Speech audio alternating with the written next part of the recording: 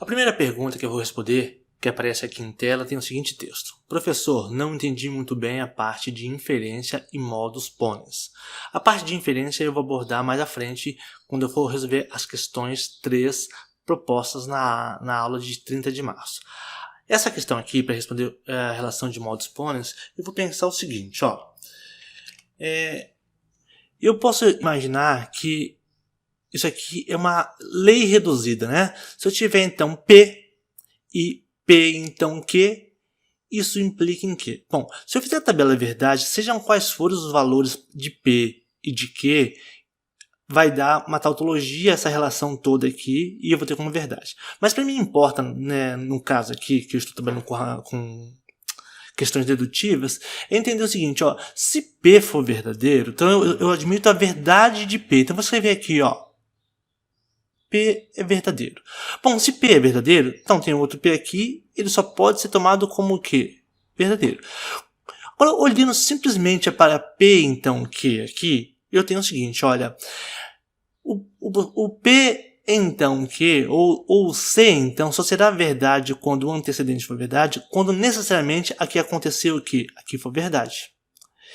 Então, eu tenho que obrigar que o Q é o quê? Verdadeiro. Vamos tentar lembrar, fazer referência aqui à tabela verdade do P, então, Q. Se eu pegasse aqui, por exemplo, ó, P, colocasse aqui Q, eu poderia construir a tabela verdade da seguinte forma. V aqui e aqui também V. Eu poderia pensar V aqui e aqui o que? F. Não é? Eu teria aqui o que mais? Falso para essa e aqui verdadeiro. Ou poderia ter falso para essa e também falso para essa. Ok? E aí eu escreveria o seguinte aqui, ó. P então Q. Como que eu resolvo o P então Q? Bom, o P então Q é, quando os dois forem verdade, C então verdadeiro, então verdadeiro, dá o quê? Dá verdadeiro. Verdadeiro, então falso, dá falso, porque não posso ter um C então onde o antecedente é verdadeiro e o consequente é falso e ela ser verdadeira. Aqui vai dar verdadeiro e aqui vai dar o quê? Verdadeiro. Note. Então, eu estou, naquele caso que eu comentei aqui em cima, eu estou considerando somente o caso em que P é verdadeiro, né?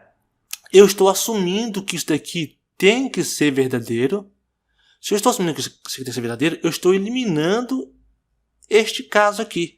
Bom, para isso aqui ser verdadeiro, como o P é verdadeiro, então eu elimino também esse caso, porque o P aqui é falso, e eu também elimino esse caso aqui onde o P é falso. Então eu estou considerando somente este caso aqui, onde o P é verdadeiro, então necessariamente o Q tem que ser o quê? Verdadeiro. Então essa é uma explicação para o caso do modus ponens. Então toda vez que eu tiver a verdade de P e um P então Q, P então R, P então T, vai ter por consequência esse consequente, que pode ser R, T, S, o que for. Vamos aproveitar então aqui e vamos abordar também os modus tollens. E os modus tollens têm o seguinte, ó, P, então Q e não Q.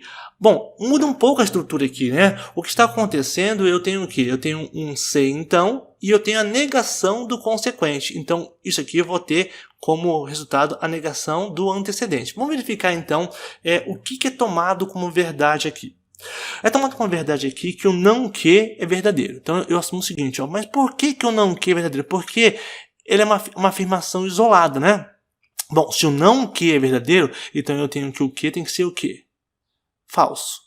Bom, só que eu tenho que este conjunto aqui tem que ser tomado como verdadeiro. Bom, aí eu vou voltar naquela explicação. Vou pensar aqui então, ó, se eu tenho um P e se eu tenho um Q, eu posso pensar nos valores deles como o quê? Verdadeiro, e aqui verdadeiro, verdadeiro, e aqui falso. Eu posso ter falso, e aqui verdadeiro, e eu posso ter falso, e aqui o quê? Falso, certo? Agora eu vou pensar em P, então Q. P, então Q. Bom, e aí, vou lá. Vai dar falso somente onde? Aqui, né? Porque o antecedente é verdadeiro e o consequente é falso. E então o P então Q dá falso. Mas aqui vai dar verdadeiro, aqui verdadeiro e aqui verdadeiro. Bom, vamos pensar. Se o não Q aqui é verdadeiro, então eu tenho que pensar nos casos em que o Q é falso, não é isso? Em que o Q é falso. Então, vou eliminar, então, todos os casos em que o Q é verdadeiro. Então, vamos lá. Eu pego aqui, então, ó, elimino este daqui e elimino este daqui. Certo? Mas eu também tenho que o P, então, Q tem que ser verdadeiro, que não é o caso aqui. Então, eu elimino também este daqui, certo? E aí, então, eu vou chegar que o P tem que ser o quê? Falso. Por quê? Porque, olha, se o não Q é verdadeiro, o Q tem que ser falso. E aí, neste caso, o P é o quê? É falso. Então, eu vou concluir aqui, ó, que o P é falso. Se o P é falso, esse então vai dar verdadeiro como se esperava aqui. Então, se o P é falso, não quer dizer que o não P é o quê? Verdadeiro. Então, por isso que eu concluo o não P. E essa é uma forma de explicar também o modus tollens.